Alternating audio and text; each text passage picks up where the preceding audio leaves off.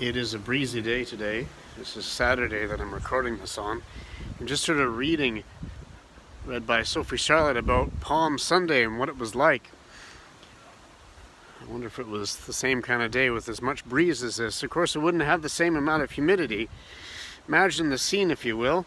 You've got people lining the road up to Jerusalem. They've gone and they've stripped off palm branches from around the place, and these things, they don't come off with your hand. You need a serious bit of kit in order to get them off, really. You need scythe-like implements to get these things off. But they've gone and they've done it. I don't know exactly what kind of or species of palm they would have used. Cloaks as well, so they've got them lining the ground on the pathway up to the gates of Jerusalem. This is intended to mirror the good news that was brought home when the governors and generals and emperors came back into the city of Rome.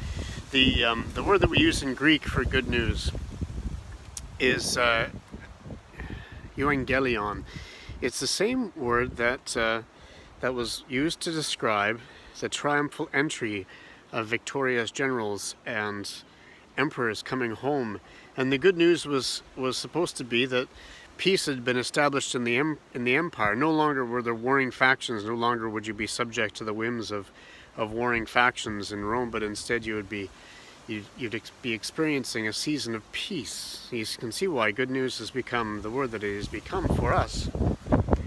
But those triumphal entries were very different than the ones that we see in today's gospel, first gospel reading, because it was on a military horse. The general or the emperor would come on a military horse, perhaps in a chariot, troops lining the streets, people of course cheering, knowing what's good for them. They would be cheering, obviously.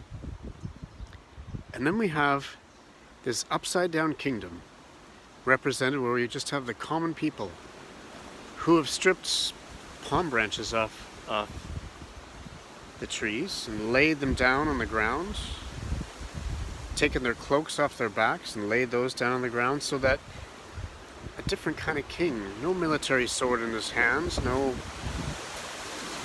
armor, no chariot, but a donkey, an ordinary cloak, an ordinary Jew, not a Roman, not even a Roman citizen, not as far as we know.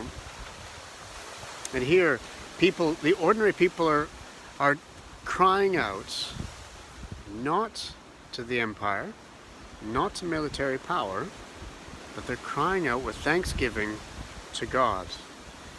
Blessed is he who comes in the name of the Lord. Not who comes in the name of military power, but who comes in the name of the Lord. Imagine yourself there on that dry and dusty climate, on that dry and dusty day outside the city walls, laying your cloaks down, declaring your love for this upside down king in an upside down kingdom.